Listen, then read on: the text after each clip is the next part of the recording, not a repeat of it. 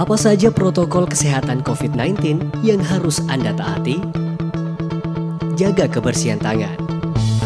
Mencuci tangan dengan menggunakan sabun di air mengalir atau menggunakan hand sanitizer.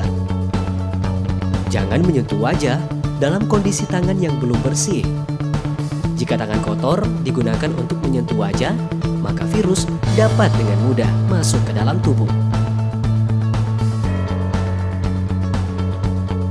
Terapkan etika batuk dan bersin dengan cara menutup mulut dan hidung menggunakan lengan atas bagian dalam. Selalu gunakan masker saat berada di luar rumah. Selalu menjaga jarak untuk menghindari terjadinya paparan virus dari orang ke orang lain.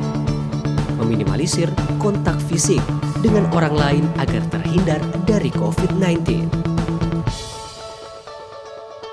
Isolasi mandiri bagi Anda yang merasa tidak sehat, seperti mengalami demam, batuk, pilek, nyeri tenggorokan, sesak nafas.